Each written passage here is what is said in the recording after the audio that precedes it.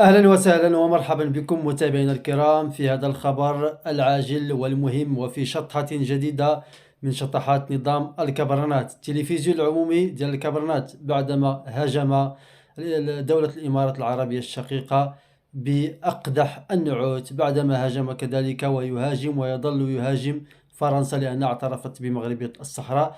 جاء الدور على المملكة المغربية وحنا مولفين بهذا الهبال ومولفين بهذه الترهات. التلفزيون العمومي الجزائري تيقول من مصادر إعلامية موثوقة وعن معلومات خطيرة تفيد باكتشاف نفق سري يمتد من التراب المغربي نحو منطقة باب العسال الحدودية بولاية تلمسان، يستخدم ضمن شبكات التهريب المنظم للمخدرات والسموم القادمة من المغرب. قال لك سيدي اكتشفوا واحد النفق بين المملكة المغربية وبين الدولة ديال الكبرنات، هذا النفق اللي عن طريقه يتم تهريب المخدرات، تهريب الكيف، تهريب الحشيش من المغرب الى الجزائر. قال لك باش يضربوا الاستقرار ديال الجزائر.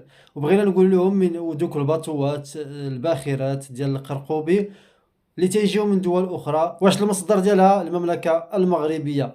ابن الرئيس عبد المجيد تبون، خالد تبون الذي يتاجر في الكوكايين، واش حتى هو كيستعمل هذا النفق الرابط بين المملكه المغربية والدولة ديال الكبرنات. التلفزيون العمومي ديال الكبرنات تيقول هذا النفق الذي تم اكتشافه يقع على عمق معتبر تحت الأرض، ويرجح أنه استخدم خلال الفترة الماضية لتهريب كميات معتبرة من الكيف المعالج، وهي المادة التي تعد سلاحا لطالما استخدمه المخزن لضرب استقرار الجزائر. قال لك السلاح الذي يستخدمه المخزن لضرب استقرار الجزائر هو الكيف المعالج. صدق أو لا تصدق، هذا تلفزيون عمومي رسمي، هذه وكالة الأنباء الجزائرية الرسمية. وربما القصر الرئاسي، القصر ديال المراد ديال ربما تبون والمستشارين ديالو هما اللي تيكتبوا هذه البيانات، هما اللي تيصيغوا هذه البيانات وتيعطيوها للإعلام باش يقراها.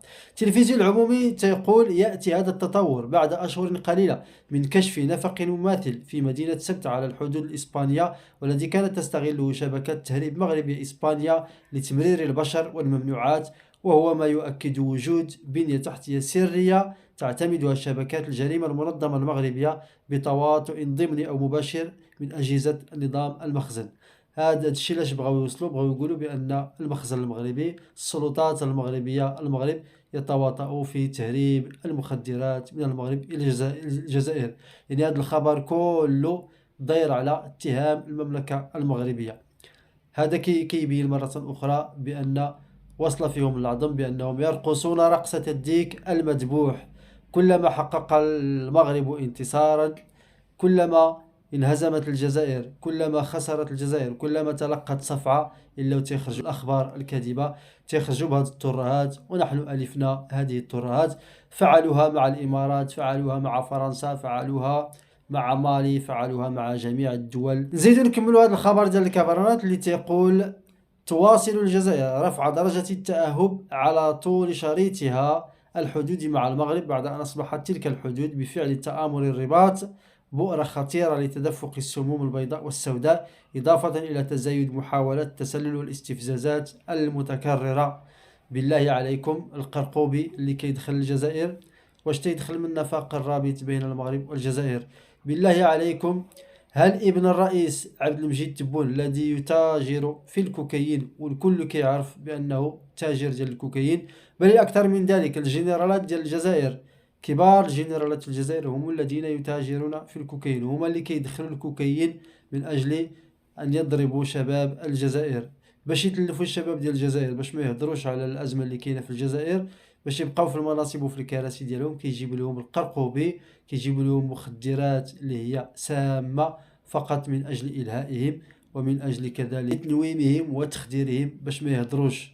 الجزائر الدولة القارة، الجزائر اللي فيها ثروات طبيعية لا تعد ولا تحصى، الجزائر اللي الأراضي ديالها كيف ما تيقولوا ممكن توكل العالم لو تم استغلالها أفضل استغلال. ورغم ذلك الواقع يقول بأن الجزائر أفقر دولة في إفريقيا، الجزائر دولة ديال الطوابير، الجزائر الدولة الوحيدة في العالم حاليا اللي الشعب ديالها كيدير الطوابير على الحليب، وكيدير الطوابير على السميد، وكيدير الطوابير على البطاطا، وكيدير الطوابير على الزيت، وشفناهم كيديروا الطوابير حتى على الغاز، رغم أن الجزائر دولة تصدر الغاز وتنتج الغاز دولة حباها الله بالغاز الطبيعي، ورغم ذلك الدولة ديال الكبرانات الناس كيديروا طوابير، كيديروا الصف باش يحصلوا على الغاز.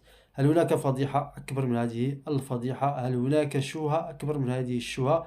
يحاولون تصدير أزماتهم الداخلية عن طريق اختلاق عدو وهمي بصبع، كيبينوا ليه بأن الجزائر مستهدفة، بأن كل شيء كيتآمر على الجزائر، جميع الدول كتآمر على الجزائر، والمتآمر على الجزائر الحقيقي هم الكبرنات، هم الجنرالات. العدو الحقيقي للجزائر هم الكبرنات، هم الجنرالات، هما اللي كيدخلوا لكم المخدرات، هما اللي كيدخلوا لكم القرقوبي، هما اللي كيدخلوا لكم المواد السامة، هما اللي تيستهدفوا الشباب ديال الجزائر، هما اللي تيستهدفوا استقرار الجزائر فقط لا غير. حتى دولة ما مسوقة لكم. الدول ديال العالم كلها بما فيها المملكة المغربية تبحث عن استراتيجيات، تبحث عن استثمارات، كتقلب كيفاش تطور من راسها، ما مقابلاش الجزائر. ليس همها دولة ديال الكبرانات، لأن دولة ديال الكبرانات الكل يعلم بأنها في مستنقع، وبالتالي وصل للقاع. ولا فائدة للمملكة المغربية ولا للسلطات المغربية ولا للمخزن المغربية في إغراق الجزائر بالمخدرات. ما هي الفائدة التي سيجنيها في نظركم المغرب والمخزن المغربي من إغراق دولة الكبرانات كما يدعون بالمخدرات وبالحشيش وبالكيف؟ اشنو هي الفائدة اللي غادي يجنيها المخزن واللي غادي يجنيها المغرب؟ نفترض مثلا بأن الجزائر، الشباب الجزائري كله كيتهلوس، كله كيتخدر.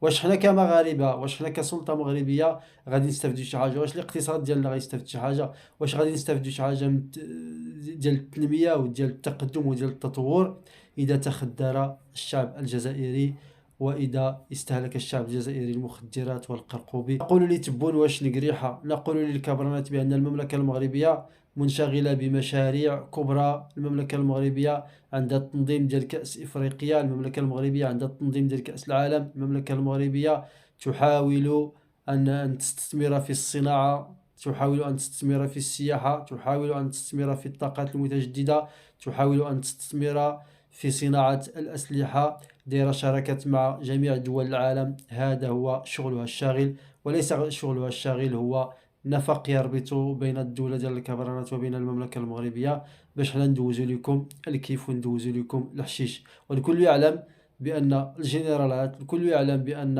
ابن رئيس تبون، وربما تبون براسو، هو أكبر المتاجرين في المخدرات. وكفاكم تبلعيطا للشعب الجزائري، وكفاكم تبلعيطا للرأي العام.